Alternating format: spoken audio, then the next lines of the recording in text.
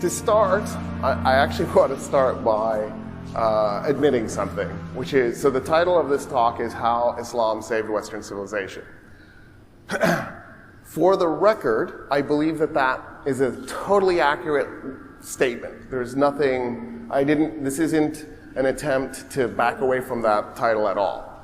The thing I want to admit is the title of this talk is How Islam Saved Western Civilization. I have nested a contradiction in the title that I'm going to show you later on purpose because I like to do things like that. It's just my nature. So I just want you to know I'm admitting this right off the start. So to start this thing off, though, I also want to admit something else, which is that I picked the title because there's a book that kind of inspired me. But the book is deeply flawed. And the book is How the Irish Saved Civilization.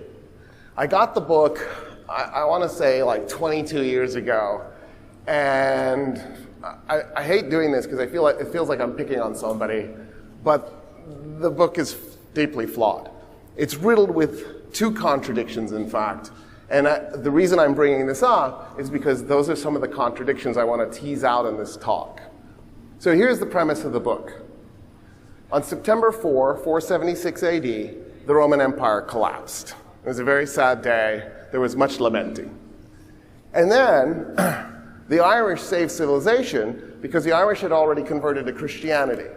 And Christianity, of course, is the core of civilization. And so the Irish went to Europe and converted those awful pagan Germanic tribesmen to Christianity and saved civilization in the process.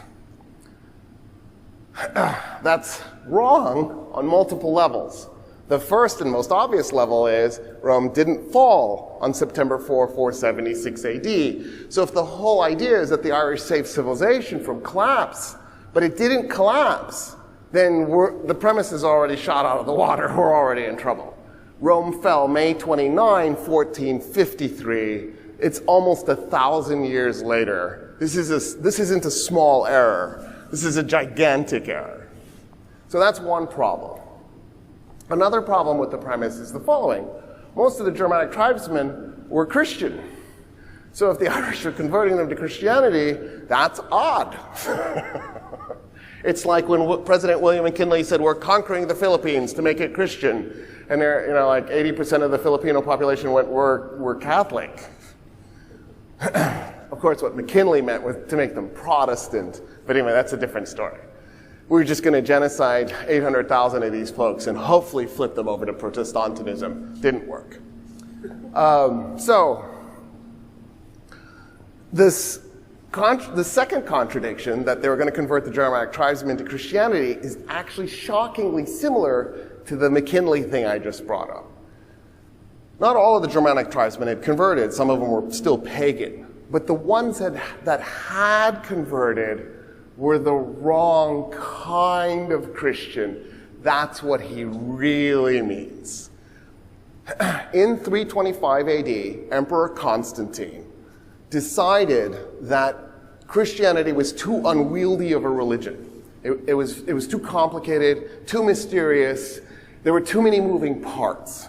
And it needed to be toned down a little bit, in part to get rid of some of the contradictions. Like, for example, the Trinity.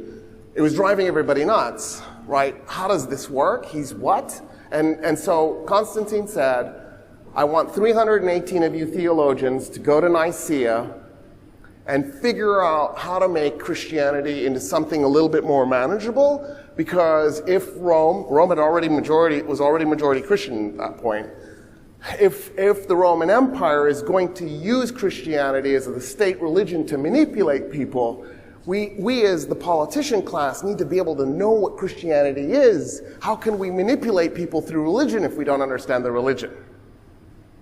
So they get together at Nicaea. They come up with a solution for the Trinity. There were 30 Gospels. They threw 26 away. They ordered them destroyed. It didn't quite work. We have the other 26. Most of them were found in Egypt by a farmer who was in the desert digging up phosphorus, and he hit a jar with his shovel, and he heard it crack, and he pulled the jar out, and he saw these leather-bound books. I want to say it was 46, 47, and he pulls out the leather-bound books, and he's like, I don't know what these are, but I know who will know. And he was Muslim, he went to the nearby church, the Coptic Orthodox church, and he handed them to the priest, and the priest went, oh, I know what these are. These are the 26 Apocrypha. And the church then immediately declared it a miracle that somehow the 26 Apocrypha had survived. And the Coptic church claims that all 30 Gospels are legit and rejects the rejection of the 26 Apocrypha. Apocrypha means wrong, right? So it rejects the wrong, the declaration that they're wrong. At Nicaea, the 318 also had a conversation about one other problem. And the problem was how to understand Christ's nature on earth. If he was God, then how did he manage sin, for example? There was a guy named Arius of Alexandria. He was actually from Cyrenaica. Long story. He was living in Alexandria. That's where he made his career. Arius of Alexandria went, here's my suggestion. Jesus was God, pure God, total God. As a result, he was never tempted. Done. No sin. But the majority said, no, that's wrong. Jesus was God in a man's body. The body was tempted. Therefore, he did experience what it would be like to be tempted, but because he was God, he overcame it, and there was no sin. That became Orthodox doctrine. The other part became heresy. It's known as the Arian heresy. Arian with an I, not a Y. I is Arius of Alexandria. Y is the horse people who conquered India and Ireland.